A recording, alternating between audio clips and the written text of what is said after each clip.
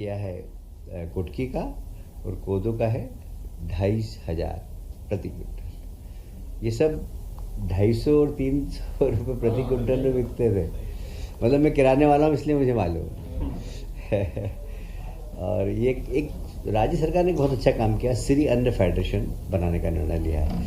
इस श्री अन्न फेडरेशन इस कोदो कुटकी को मार्केटिंग करेगी, इसका वैल्यू एडिशन के लिए काम करेगी और हमारे आदिवासी भाई, ज़्यादातर आदिवासी इसको खेती करते हैं, उसकी उनको सही मूल्य मिले, इसके लिए एक श्री अन्न फेडरेशन हमने बनाया है और उसको 80 करोड़ रुपए की राशि बिना ब्याज के सरकार ने दी है अभी, कि आप इसके प्रमोशन के लिए, इसके मार्केटिंग के लिए, इसके वैल्यू एडिशन के लिए जो करना है वो आप करिए।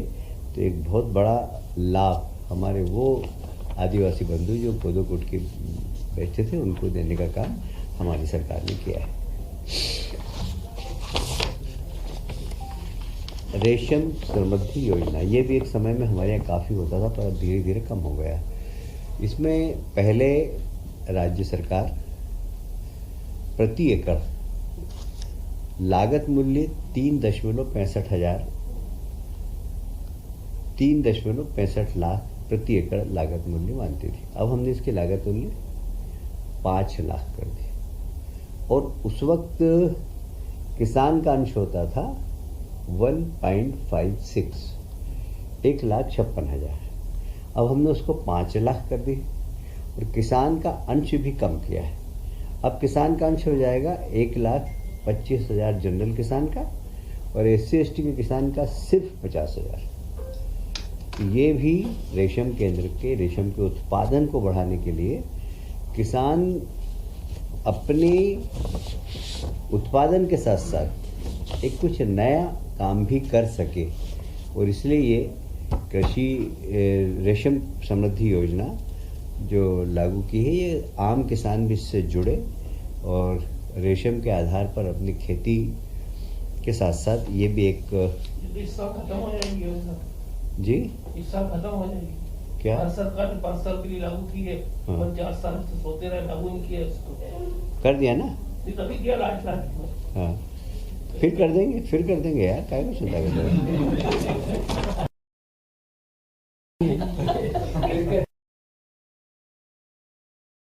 भारत सरकार ने सूक्ष्म लघु और मध्यम उद्योग जो MSME है वो कोविड के वक्त तो बहुत संकट में आ गई थी और आपको याद है प्रधानमंत्री जी ने MSME को बढ़ावा देने के लिए अलग से बैंक लोन, उनके उत्पादन को मार्केट मिले, इसके लिए काफ़ी प्रधानमंत्री जी ने प्रोत्साहन राशि दी थी। अभी भी रैंप योजना के अंतर्गत अभी हमें 105 करोड़ रुपया सिर्फ इसके अंदर वही होना है कि कैसे उनके क्वालिटी सुधरे, उनको मार्केट मिले और यह पूरी MSME को प्रोत्साहन के रूप में, क्योंकि MSME एक ऐसा क्षेत्र है जहाँ रोजगार की संभावना बहुत रहती है, तो इसलिए रोजगार ज़्यादा से ज़्यादा मिले लोगों को, तो MSME को प्रोत्साहन देने के लिए ये योजना प्रारंभ की है। इसके अंदर लगभग बजट में 105 करोड़ रुपए हमने स्वीकृत किए हैं। यह MSME के क्षेत्र में एक क्रांति लाएगी, इसलिए कि MSME उद्योग को ट्रेनिंग देना, क्वालिटी सामान कैसे बनाना, अपने देश में मार्केट की स्थिति, एक्सपोर्ट करना हो तो उसकी जानकारी, ये सब हमारा विभाग इसमें करेगा। इसमें 105 करोड़ की स्वीकृति दी। 105 करोड़ जो है सर, फाइनल केंद्र सरकार जो भी देगी उसमें 30% राज्य सरकार मिलाएगी। हाँ, इसमें ये भी है कि केंद्र सरकार जो राशि हमें दे रही है उसके अलावा हम 30% हम भी इसमें देंगे। तभी राशि फिक्स नहीं है, मतलब जितना है 105 जो 30% होगा इसको दे देंगे।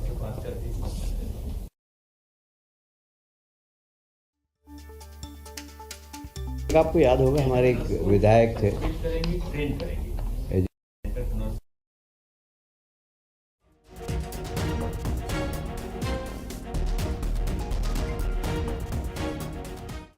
ट्रेनिंग देना, विदेशों में यदि आवश्यकता हो तो कैसे एक्सपोर्ट करना, ये सारा मतलब कुल मिला के प्रमोशन ऑफ MSME है।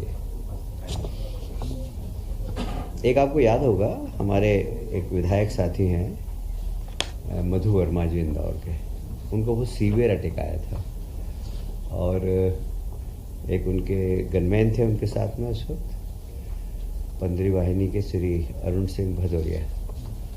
उन्होंने बहुत मेहनत करके घर से हॉस्पिटल ले जाने में उन्हें CRP दिया, मुंह से ऑक्सीजन देके उनका हार्ट चलाया और डॉक्टर का ऐसा कहना था कि इतना सीवियर अटैक था कि ये यहाँ तक नहीं आ सकते थे यदि ये जवान ये सारी प्रक्रिया नहीं करता तो माननीय मुख्यमंत्री जी जब देखने आए तो हमने उनको रिक्वेस्ट किया कि इस जवान ने तो मधु भैया की जान बचाई है, इसको मुख्यमंत्री जी ने घोषणा की कि हम इसका out of the turn promotion करेंगे।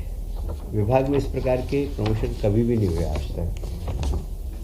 अधिकारियों का कहना था कि नहीं ये तो ड्यूटी किया तो क्या होगा, नहीं, ऐसे लोगों को प्रोत्साहन देना चाहिए और आउट ऑफ टर्न इनको हम प्रमोशन दे रहे हैं।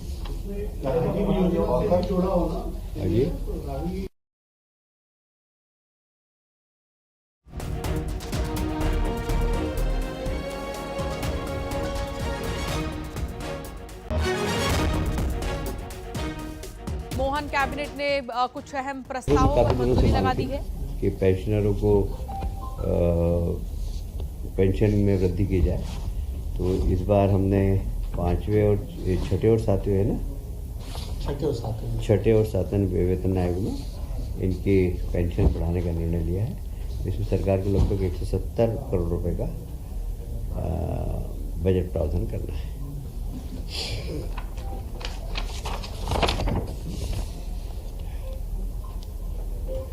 देखिए, बहुत महत्वपूर्ण आज निर्णय और हुआ है। सरदार पटेल कोचिंग प्रशिक्षण योजना, ये साधारणतः अल्पसंख्यक और SC ST और पिछड़े वर्ग के हमारे नौजवानों के लिए है।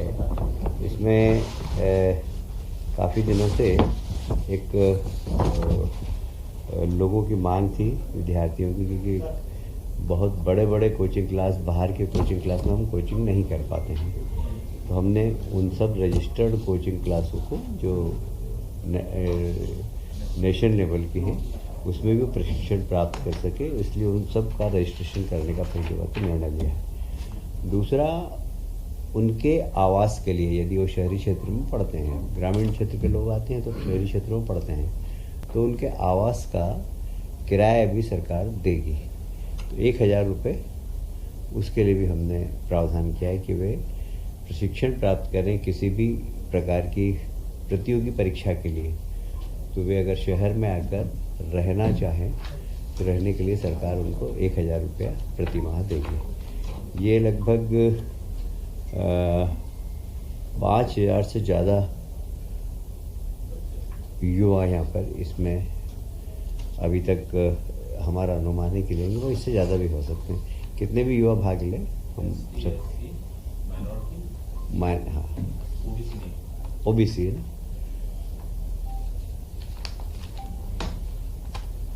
आज की सत्यनारायण की कथा समाप्त है।